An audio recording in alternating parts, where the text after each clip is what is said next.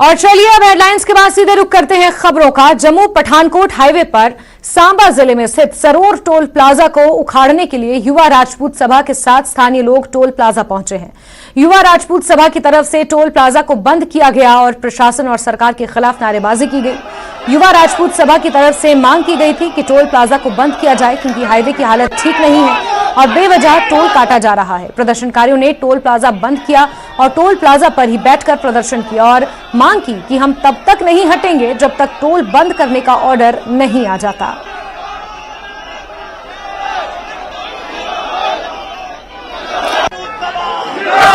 जम्मू पठानकोट राष्ट्रीय राजमार्ग पर मौजूद है और यहाँ पर देखिए युवा राजपूत सभा और स्थानीय लोगों ने उग्र प्रदर्शन का रूप लिया है। तस्वीरों में आप देख सकते हैं कि किस तरीके से यहाँ पर टोल प्लाजा को बंद करने की मांग को लेकर यहाँ पर युवा बड़े स्तर पर यहाँ पर मौजूद है। आप देख सकते हैं कितनी तादाद में यहाँ पर स्थानीय लोग भी यहाँ पर मौजूद है। इस वक्त ट्रैक्टर के ऊपर बैठकर बिल्कुल टोल प्लाजा के दोनों एरिया के अंदर आप देखिए कि यहाँ पर भी टोल प्लाजा काउंटर है और मेरे बाई तरफ भी टोल प्लाजा का काउंटर है। बीच में यहाँ पर रोक कर उग्र प्रदर्शन किया जा रहा है और इनकी यही मांग है कि आने वाली गाड़ी को यहाँ से बिना टोल दिए भेजा जाना चाहिए और टोल हमेशा हमेशा के लिए बंद होना चाहिए। जो जबरदस्ती टोल यहाँ पे लिया जा रहा है, ये गुंडागर्दी अब जम्मू के डोगरे सहन नहीं करेंगे।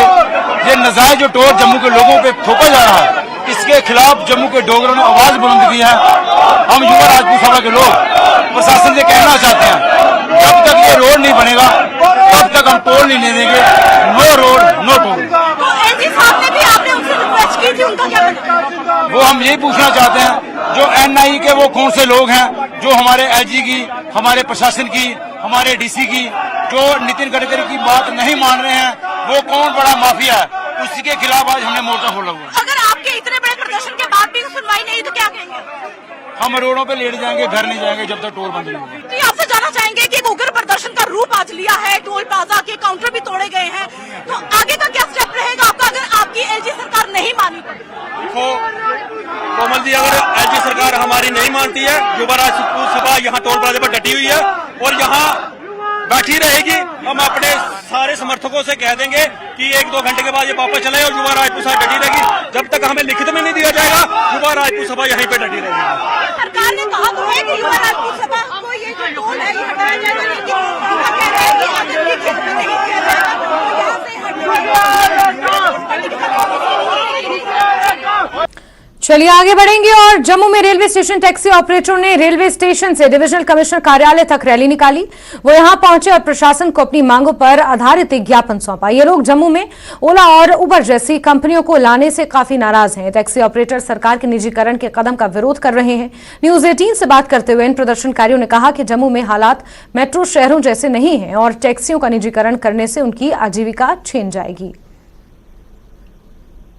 अभी मैं डिविजनल कमिश्नर ऑफिस जम्मू में हूं और आप मेरे पीछे ये जन समूह देख सकते हैं। ये ट्रांसपोर्टर्स हैं जो रेलवे स्टेशन ट्रांसपोर्ट एसोसिएशन के साथ संबंधित हैं और इनका आज गुस्सा इस बात पे है कि जो प्रशासन की तरफ से ये फैसला लिया गया है कि टैक्सी स्टैंड को प्राइवेटाइज जो है प्राइवेटाइज किया जाएगा, यानी कि जो केवल यहाँ पे जो टैक्सीज लगाते हैं उनको रेलवे स्टेशन में टैक्सी लगाने की अनुमति नहीं होगी, बल्कि जो प्राइवेटाइज करके इसको लोगों को जो है सहूलियत देने की बात जो की जा रही है उसको अपोज किया गया है इनकी तरफ से। इनसे ही जानेंगे, आज आप ज्ञापन लाए हैं, ज्ञापन में क्या क्या मांगे रखी आपने? ज्ञापन में हमारी 2 मुख्य मांगे हैं।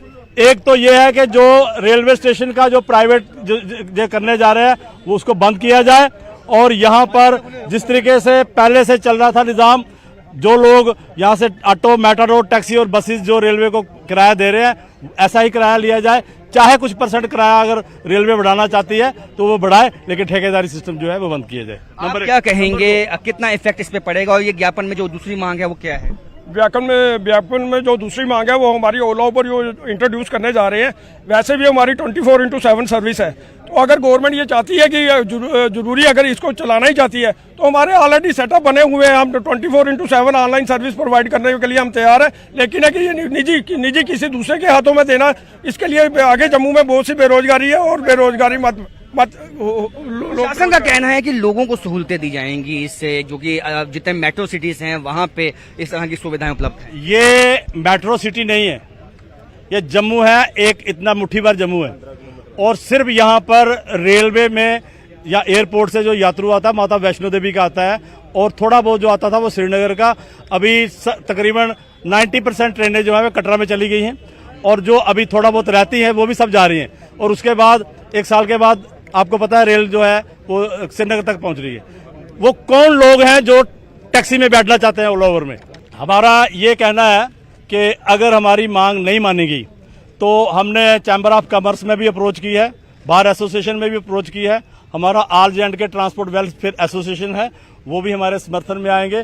पूरा जम्मू बंद होगा और वो बहुत जल्द अगर ये कुछ नहीं करेंगे तो हमारे समर्थन में ऑल जे के ट्रांसपोर्ट वेलफेयर एसोसिएशन जो है वो भी आएगी और पूरा जम्मू बंद होगा। तो जम्मू बंद की काल भी दी जा सकती है यदि इनकी मांगे नहीं मानी गई। इनका कहना है कि तमाम जो चाहे वो चैम्बर ऑफ कॉमर्स है, तमाम जो संस्थाएं हैं वो इनके साथ है, और जो इनकी मांग है कि सीधी है कि जो प्राइवेटाइज करने की कोशिश है जम्मू में टैक्सीज को, उसको हम कभी भी बर्दाश्त नहीं करेंगे। कैमरामैन चांद के साथ Rajendra, news 18 Jammu. Supreme court ने धारा 370 निरस्त को वैध ठहराने वाली जनहित याचिका को खारिज कर दिया है। याचिका को खारिज करते हुए सीजेआई डीवाई चंद्रचूड़ ने कड़ी टिप्पणी की है। उन्होंने कहा कि ये कैसी याचिका है, कोई अदालत संवैधानिक वैधता की घोषणा नहीं कर सकती। इस जनहित याचिका पर सुनवाई करते समय सीजेआई डीवाई चंद्रचूड़ ने टिप्पणी करते हुए कहा कि आपके वकील को किसने ये राय दी, आखिर हमें ऐसी घोषणा क्यों जारी करनी चाहिए। उन्होंने कहा कि इस कोर्ट से संवैधानिक वैधता के संबंध में घोषणा जारी नहीं की जा सकती।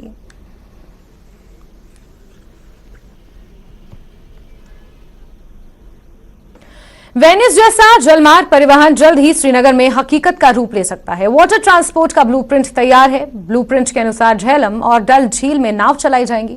कुल 32 नाव चलाई जाएंगी, जिनमें 24 नाव में 17 से 20 सीटें होंगी, जबकि 10 से 12 सीटों वाली 8 नावें होंगी। न्यूज 18 जेकेएलएच से बातचीत के दौरान सीईओ स्मार्ट सिटी ने कहा कि सब कुछ तैयार है और मार्गों का चयन कर लिया गया है। उन्होंने कहा कि डल झील में 6 मार्ग होंगे।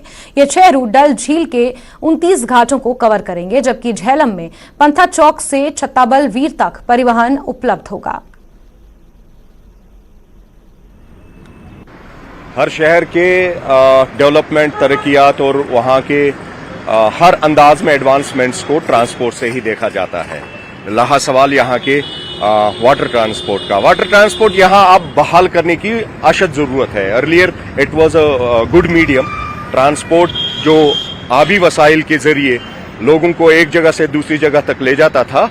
इसको वसी तर सोच पर गवर्नमेंट ऑफ इंडिया ने जहां इस पर इक़्तिदामात उठाए, वहां UTJ&K को भी चाहिए कि फौरी तौर पर जो है वाटर ट्रांसपोर्ट को बहाल करें और इसमें ठीक ठाक से जो लॉजिस्टिक प्लस इंफ्रास्ट्रक्चर को डेवलप करने की जरूरत है और इसको फौरी तौर पर मुवस्सर और रिजल्ट ओरिएंटेड यहाँ के आम आवाम बिलखुसूस टूरिज्म सेक्टर को और बढ़ावा देने के लिए बहुत अच्छा कदम है।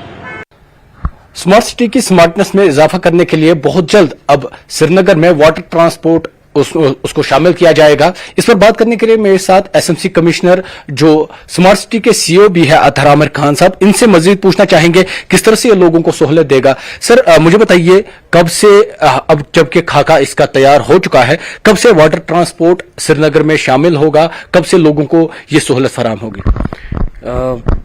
बेसिकली श्रीनगर शहर में एक क्योंकि डल लेक भी है और हमारे यहाँ पे झेलम रिवर भी है, एक बड़ी अच्छी अपॉर्चुनिटी होती है वाटर ट्रांसपोर्ट को एक्सप्लोर करने के लिए। तो इसमें हम लोगों ने पहले we were doing this, working on this feasibility studies में NIT श्रीनगर से भी हमने काफ़ी हेल्प ली। कि कहाँ से किस तरीके से ये चलाया जा सकता है, क्या स्पीड रिस्ट्रिक्शंस होनी चाहिए, क्या स्पीड रेगुलेशंस होनी चाहिए, किस तरह की बोट्स इसमें चलनी चाहिए। So that exercise has already been done.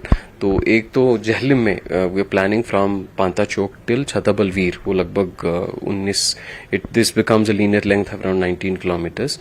तो उसमें 19 बीच में स्टेशंस पड़ते हैं, almost 1 station on every kilometre. वो एक सिस्टम है which is kind of Jhelum system. दूसरा हमारे डल के अराउंड भी लगभग हमने 5 रूट्स के आसपास उसमें आइडेंटिफाई किए थे। एक रूट है जो डल गेट से लेकर निशात होते हुए हजरत बल जाएगा, दूसरा डल गेट से सीधे हजरत की बल की तरफ डायरेक्ट रूट, एक डल गेट से नाले अमीर खान की तरफ रूट है। इसी तरीके से टोटल 5 रूट इस तरीके से आइडेंटिफाई किए गए हैं कि वहां से लोगों को जो ट्रांसपोर्ट वाइज की टाइम लीनेस भी कम हो और ज्यादा से ज्यादा एरिया स्टेशन कवर हों। सो रफली दीज वुड बी 32 बोट्स जो इनमें चलेंगी। वी आर होपफुल कि बहुत जल्द ये काम ये जो है पाई तकमील पर पहुंचेगा। जहलिम में फिलहाल हमारा जो फर्स्ट प्रायोरिटी था कि जो हमारे पुराने हेरिटेज घाट्स हैं उनकी रेस्टोरेशन करना, ताकि वो heritage ghats they become also the points for stations for embarking and disembarking from the water transport. इसी के साथ हमने जो बोट्स हैं, हम टिपिकली क्या होता था पहले बसें खरीदी जाती थी या बोट्स खरीदी जाती थी गवर्नमेंट के डिपार्टमेंट के द्वारा और फिर उनको डिपार्टमेंट रन करता था, तो somehow that was not a good effective model. In fact जो बसेस भी हमने स्मार्ट सिटी में चलाने का भी जो चला रहे हैं हमारे पास आ रही, वो बसें भी हमने बस नहीं खरीदी है, हमने सर्विस खरीदी है। इसी तरीके से इसमें भी it's going to be a private player, private operator जो इस फील्ड में सफिशिएंट एक्सपीरियंस रखता है। They will operate the boats, so we will not buy the boats, we will buy the service कि बोट कितनी चली उसी के हिसाब से उसकी सर्विस, उसकी पेमेंट लिंक्ड होती है। जैसे जो बसेस का है, हमने 12 साल के लिए इसको जीसीसी कॉन्ट्रैक्ट कहते हैं, ग्रॉस कॉस्ट कॉन्ट्रैक्ट, कि बसेस हम यहाँ चला रहे हैं अगले 12 साल के लिए, तो हर कोई बस लगभग मिनिमम 200 किलोमीटर दिन में चलनी है, तो जितनी बस चलेगी उतना ही उसको पेमेंट होगा अगले 12 साल के लिए। ऐसा नहीं है कि अभी खरीद के सारी पेमेंट अभी और उसके बाद सब है ना कहते हैं अपने अपने घर, इट्स नॉट लाइक दैट। जितना सर्विस डिलीवरी होगा उतना ही उसको पेमेंट मिलेगा, उसी प्रोपोर्शन में उसकी पेमेंट मिलेगी। सो हमने इसका ऑलरेडी टेंडर किया हुआ है। इनफैक्ट पिछली बार हमने टेंडर एक बार किया हुआ था, now we have refloated a tender for this water transport again. We are hopeful कि अगले महीने 1.5-2 महीने में हम लोग ये टेंडर कंक्लूड करेंगे और उसके बाद टेंडर के फाइनलाइजेशन के बाद कुछ 4-5 महीने का वक्फा चाहिए होता है। ये जो प्राइवेट एजेंसी को ये प्रिक्योर करने के लिए बोट्स रेडीली अवेलेबल नहीं होती, इनको मैन्युफैक्चर करना पड़ता है, इनकी टेस्टिंग करनी पड़ती है, तो उसके बाद ही दिस वुड बी ऑपरेटेड। मतलब हम ये कहें 2024 के इफ्तिताह में ये जो सर्विस है शुरू होगी टुवर्ड्स आई थिंक मुझे लगता है मार्च अप्रैल मई तक मेरा ख्याल है, तब तक हम लोग we should be in a position to have full fledged water transport. तो वो तो शिकारा में जो टूरिस्ट आता है वो यूज करता है उसको, लेकिन यहाँ मेन मकसद है पब्लिक ट्रांसपोर्ट, पब्लिक उस पर चल पाए, इसलिए उसको it has to be very much affordable. Thank you so much sir. तो ये थे अतहर आमिर खान साहब, इन्होंने कहा कि ये जो बोट्स है किस तरह से इनमें सहूलियत रखी गई है, किस तरह से ये पैसेंजर फ्रेंडली इनको बनाने की कोशिश की जा रही है और उम्मीद की जा रही है कि बहुत जल्द ये जो ये खाका क्योंकि अब तैयार हो चुका है, अब बहुत जल्द ये जमीनी सतह पर आए और लोगों को इससे फायदा हो। फिरोजवानी के साथ आबिद हुसैन, न्यूज 18 श्रीनगर। पुलवामा में एक तेज रफ्तार डंपर ने एक मोटरसाइकिल सवार को टक्कर मार दी। मोटरसाइकिल सवार गंभीर रूप से जख्मी हो गया। यह घटना तब हुई जब गोसो पुलवामा इलाके का मंजूर अहमद वानी नाम का एक व्यक्ति अपनी मोटरसाइकिल से जा रहा था और अचानक एक तेज रफ्तार डंपर ने उसे टक्कर मारी। मंजूर अहमद को गंभीर चोटों के कारण अस्पताल में भर्ती किया गया। प्रारंभिक उपचार के बाद मंजूर को SMHS श्रीनगर में शिफ्ट कर दिया गया है। स्टेशन से पहले भी गुजारिश की थी, जो ये वहाँ रोमिश नाला से ये डंपर आते हैं, ये इलीगल, पूरे इलीगल काम चल रहा है। इनको हमने बहुत बार बोला कि इनको रोको, मगर इन लोगों ने नहीं रोका इनको, जिसका नतीजा ये आज खुद देख रहे हैं। एक नौजवान को इसने हिट किया और खुद भाग गया और वो उस नौजवान की हालत आप देख सकते हैं, 90% वो मर चुका है। आगे बढ़ते हैं। श्री बूढ़ा अमरनाथ मंदिर में श्रद्धालुओं की भारी भीड़ देखी जा रही है। देश भर से आने वाले यात्रियों का तीसरा जत्था दर्शन के लिए पहुंचा है। श्रावण मास का सोमवार होने के कारण जम्मू कश्मीर के हजारों श्रद्धालुओं की भी श्री बूढ़ा अमरनाथ मंदिर में आने से यहां पर भीड़ बढ़ गई है। बूढ़ा अमरनाथ यात्रा का आज तीसरा जत्था बूढ़ा अमरनाथ में दर्शन के लिए पहुंचा। इस बीच आज श्रावण का सोमवार होने के चलते यहाँ पर जम्मू कश्मीर से बड़ी संख्या में श्रद्धालु जो हैं बाबा भोलेनाथ के दर्शन के लिए बूढ़ा अमरनाथ में पहुंचे, जिसके कारण आप देख सकते हैं किस प्रकार जो है मंदिर के बाहर भक्तों की भारी भीड़ लगी है और जो कतारों में लगकर अपनी बारी का इंतजार कर रहे हैं कि कब उन्हें बाबा भोले के दर्शन करने और बाबा भोले के स्वयंभू शिवलिंग के जलाभिषेक करने का मौका मिले। बड़े उत्साह के साथ लोग श्रद्धालु जो हैं वो कतारों में लगे हुए हैं और अपनी बारी का इंतजार कर रहे हैं। देखते ही बनता है और अपने हाथों में जल के लोटे लिए और पूजा की सामग्री लिए धीरे धीरे आगे मंदिर की तरफ बढ़ रहे हैं, ताकि मंदिर में पहुंचकर भगवान भोलेनाथ के स्वयंभू शिवलिंग के दर्शन कर सकें, उनका पूजन कर सकें और अपनी जो मन्नतें हैं उनको मांग सकें। बूढ़े अमरनाथ जो है भगवान शंकर का यह प्राचीन स्थान है, जहाँ पर देश भर से इन दिनों में यात्री जो हैं दर्शनों के लिए आ रहे हैं और यात्री बड़े ही आनंद के साथ यहाँ दर्शन पूजन करके अपने मनोकामना पूरी करने के उपरांत घरों को लौट रहे हैं। तो हमारे साथ कुछ श्रद्धालु हैं, उनसे बात करेंगे, उनका क्या कहना है बूढ़ा अमरनाथ यात्रा को लेकर। आपका नाम? नितिन अमरनानी जी, बताइए कैसे? बहुत मज़ा आ रहा है। हम कम से कम 103 लोग हैं, महाराष्ट्र से आए हुए हैं, महाराष्ट्र जलगांव से। बहुत मज़ा आ रहा है और बहुत सारी जगह और घूमेंगे और ज़्यादा मजा लेंगे। यहाँ पर व्यवस्थाओं के लिए क्या कहना है? एकदम बढ़िया, कोई दिक्कत नहीं है और सिक्योरिटी गार्ड भी और हमारे साथ है। बहुत बढ़िया, मज़ा आ रहा है। आपका नाम? विक्की भिड़े। आप बताइए कैसे? हमको एकदम मज़ा आ रहा है। बजरंग दल के 113 कार्यकर्ता महाराष्ट्र से आए हैं, देवगिरी प्रांत से, और हम हर साल आते हैं इधर। आज कुछ बंदे नए हैं तो उनको दिखा के, और बाबा बूढ़ा अमरनाथ है शिवकोड़ी को पद दिखा के लाएंगे। तो क्या लगता है कि और लोगों को आना चाहिए? बहुत से लोगों का, हम तो बोलते हैं भारत का हर हिंदू आदमी यहाँ पे आने को ना, क्योंकि ये कि अपना ऐसा स्थान बचा है अभी कि अपनी बाउंड्री के पास है। वो देश का बल बजरंग दल, देश का बल बजरंग दल, हर हर महादेव, हर हर महादेव, हर हर महादेव, जय श्री राम, जय श्री राम। देखिए किस प्रकार जो है उत्साह है यात्रियों में और किस प्रकार जो है बाबा भोलेनाथ के घोष लगाते हुए वो अपने कदम आगे बढ़ा रहे हैं ताकि मंदिर में दर्शन पूजन कर सकें। आज श्रावण का सोमवार भी है और श्री बूढ़ा अमरनाथ यात्रा भी चल रही है, जिसको लेकर यात्री काफी प्रसन्न हैं और भगवान भोलेनाथ का आशीर्वाद प्राप्त करने के लिए श्री बूढ़ा अमरनाथ में पहुंचे हैं। मुनीष शर्मा, न्यूज नेटवर्क, बूढ़ा अमरनाथ, पुंछ। और खबरों का सिलसिला जारी रहेगा, लेकिन रुकते एक बहुत छोटे से ब्रेक के लिए।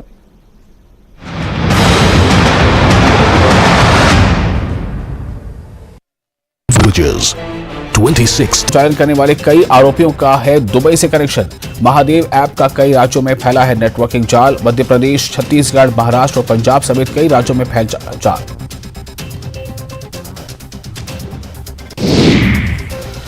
दुर्ग में भिलाई के फरीदनगर में कारोबारी मोहम्मद सद्दाम के घर पर सर्च ऑपरेशन। सुबह से घर पर ही मौजूद है ईडी के अधिकारी। टीम में 4 अधिकारियों के साथ सीआरपीएफ के जवान शामिल।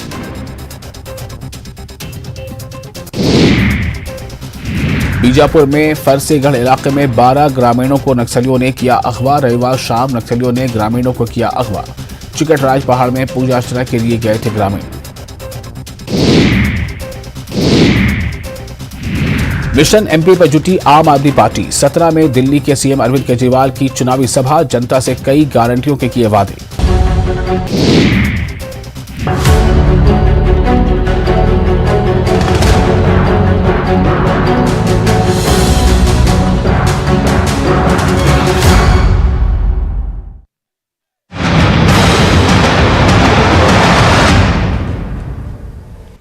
आगे बढ़ते हैं ब्रेक के बाद। 19 अगस्त को लद्दाख में देश के लिए जान गंवाने वाले शहीदों को श्रद्धांजलि दी गई।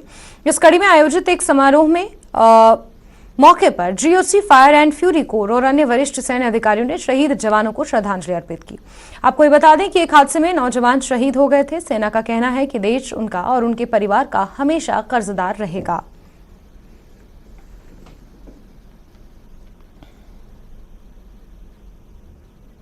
राजौरी जिले के ठलका के पास एक ट्रक नदी में गिर गया। ट्रक में राशन भरा हुआ था। हादसे के बाद ट्रक के ड्राइवर के बारे में कोई जानकारी नहीं मिल पाई है। हादसे की खबर मिलते ही पुलिस टीम दुर्घटना स्थल पर भी पहुंच गई है।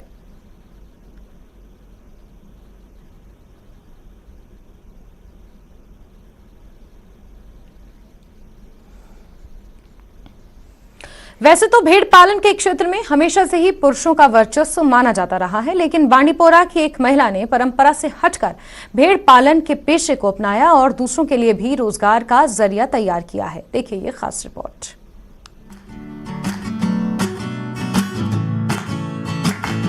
बांडीपुरा के वतरीना शेख पाल नामी इलाके में मुमताजा बेगम नामी एक तालीम याफ्ता खातून शीप फार्मिंग का एक बड़ा यूनिट चला रही हैं।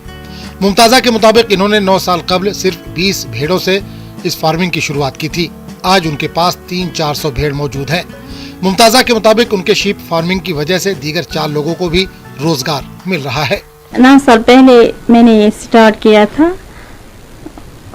और 20 बेडों से शुरू किया था ये। आज तो माशाल्लाह 300-400 के मतलब नज़दीक पहुंचा है मेरा ये यूनिट। आज मैं 3-4 लोगों को भी मैंने इससे रोज़गार दिया, उनको भी मैं तनख्वाह दे रही हूँ। इसके अलावा भी बहुत सारे लोग मुझे यहाँ काम पर रखते हैं, गोबर वगैरह जो साफ़ करना होता है और सफाई वगैरह, घास काटना, बहुत सारे लोग हमें यहाँ काम पे है। मुमताज़ा के मुताबिक शीप फार्मिंग का तजुर्बा इनके लिए कामयाब रहा और वो इस फॉर्म को मजीद वसअत दे रही हैं।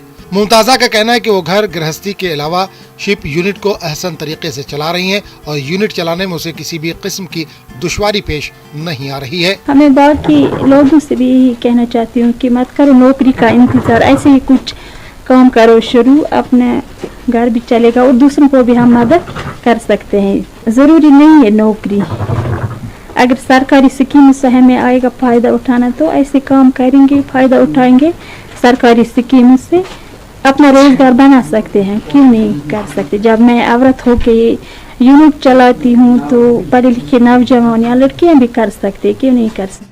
कश्मीर में गोश्त की काफी खपत है और गोश्त के मामले में कश्मीर को खुद कफील बनाने के लिए महकमे शीप हस्बेंड्री लोगों को शीप फार्मिंग की जानिब रागिब करने के लिए मुख्तलिफ स्कीमें चला रही है। मुमताज़ा बेगम ने भी लोगों के लिए पैगाम दिया कि इन्हें मुख्तलिफ महकमों की जानिब से चलाई जा रही फलाही स्कीमों से फायदा उठाना चाहिए। न्यूज़ 18 के लिए बांडीपुरा से मोहम्मद सईद की रिपोर्ट। बीजेपी के उपाध्यक्ष लक्ष्मीकांत वाजपेयी ने राहुल गांधी के द्वारा लद्दाख में चीन की घुसपैठ को लेकर दिए गए बयान की आलोचना की। न्यूज़ 18 से बात करते हुए लक्ष्मीकांत वाजपेयी ने कहा कि राहुल गांधी बेतुके बयान देते हैं, देश की 1 इंच जमीन पर किसी का कब्जा नहीं हुआ है। कांग्रेस नेता राहुल गांधी आजकल लद्दाख के दौरे पर हैं और चीन को लेकर बयानबाजी कर रहे हैं। ज्यादा बातचीत के लिए हमारे साथ हैं भाजपा के उपाध्यक्ष लक्ष्मीकांत वाजपेयी जी। सर, राहुल गांधी लंबे समय के बाद लद्दाख गए हैं, कह रहे हैं कि चीनी सेना ने घुसपैठ की है, यहां हर कोई जानता है, प्रधानमंत्री लोगों को गुमराह करते हैं। आदरणीय राहुल गांधी जी से बड़ा विनम्रता पूर्वक मेरा निवेदन है, पहले तो धन्यवाद दें आदरणीय नरेंद्र मोदी जी को कि मोटरसाइकिल से लद्दाख जाने लायक सड़क उनको प्राप्त हो गई। वो लद्दाख गए और लद्दाख जाकर लद्दाख का खुशनुमा वातावरण, लद्दाख के भारतवासी, उन्हें सब कोई विषय नहीं आया। सीधे सीधे चीन से घुसपैठ की बात सामने करने, अरे सूप बोले तो बोले, चलनी बोले, इसमें 72 छेद। उनके नाना के कार्यकाल में चीन ने कितनी हमारी जमीन हड़पी थी ये उन्हें ध्यान नहीं है, और उसके बाद कितने साल लगातार सरकार में रहे, 1 इंच भूमि वापस लेने की कोशिश की उन्होंने। नरेंद्र मोदी के कार्यकाल में 1 इंच भूमि कोई ले नहीं सकता। नरेंद्र मोदी वो व्यक्तित्व है जिसने सर्जिकल और एयर स्ट्राइक करके पाकिस्तान के घर में घुस के, मांद में घुस के वार किया था। इसलिए ये बात कहना गलत है। लेकिन एक बात जरूर कहना चाहता हूं, राहुल गांधी जी कृपा करके थोड़ा सा लगाम लगाओ जवान पर। अनर्गल बोलते हो और फिर फंसते हो और फिर हाईकोर्ट और सुप्रीम कोर्ट के चक्कर काटते हो, तो उससे तो बोलो ही क्यों। भारत माता के प्रति श्रद्धा रखो और इस तरह की अनर्गल बातें बोलना बंद करो। राहुल गांधी कह रहे हैं लद्दाख के लोग खुश नहीं हैं और वहां सबको, हर कोई ये कहता है कि यहां पर चाइना जो है वो गड़बड़ कर रहा है। इस बार कार की बात कहकर वो भारत के इस गौरवशाली सेना के जवानों पर प्रश्न चिन्ह लगा रहे हैं।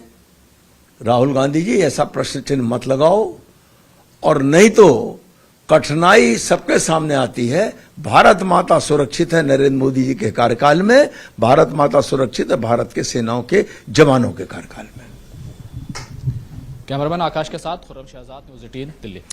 चलिए आगे बढ़ते हैं और हिमाचल की खबरों का रुख करेंगे, जहां कांगड़ा में रुक रुक कर बारिश का दौर जारी है, जिससे शाहपुर का चतरेड़ गांव काफी नुकसान की चपेट में आ गया है। बारिश के चलते 3 से 4 घर डैमेज हो गए हैं, साथ ही गांव के बाकी घरों पर भी खतरा मंडरा रहा है। कई जगह से सड़क भी क्षतिग्रस्त हो गई है। नुकसान की सूचना मिलते ही विधायक केवल सिंह पठानिया मौके पर पहुंचे, मुआयना किया। यहां प्रभावित परिवारों को दूसरी जगह शिफ्ट किया गया है। हम उसमें दौरे पे गए थे तो 4 परिवारों को काफ़ी नुकसान हुआ है। उनके स्लाइड्स हुए हैं मकान के पीछे से, तो काफ़ी खतरा है वहाँ पे रहना। तो ऑलरेडी फैमिलीज को शिफ्ट कर दिया गया वहाँ से, और इसके अलावा वहाँ पे जो रिटेनिंग वॉल्स लगनी है उसके लिए बीडीओ को बोल दिया गया है, रूरल डेवलपमेंट का काम है। बाकी नीचे एक रिटेनिंग वॉल लगनी है, वो पीडब्ल्यूडी लगा देगा। इसके अलावा जैसे कि आपने बताया एम्बुलेंस रोड का भी वहाँ पे क्लाउड बर्स्ट हुआ था, हम वहाँ भी गए थे देखने, तो काफ़ी अराउंड 15 से 20 कनाल का एरिया जहाँ पे क्लाउड बर्स्ट हुआ था वो, और उसमें कोई अराउंड 50 to 60 ट्रीज थे, पाइन ट्रीज थे, वो उनका भी नुकसान हुआ है। और एम्बुलेंस रोड उस गांव के मेरे अराउंड 15 फैमिलीज उस गांव में रहती हैं, जिनको कि अभी वो रोड सुविधा से कट चुकी हैं पूरी तरह से। और इसी के साथ बुलेटिन में फिलहाल के लिए बस इतना ही, लेकिन न्यूज 18 JKLH पर खबरों का सिलसिला लगातार जारी है। बने रहिए हमारे साथ। वक्त एक छोटे से ब्रेक का, ब्रेक के उस पार देखिए धार भी रफ्तार भी।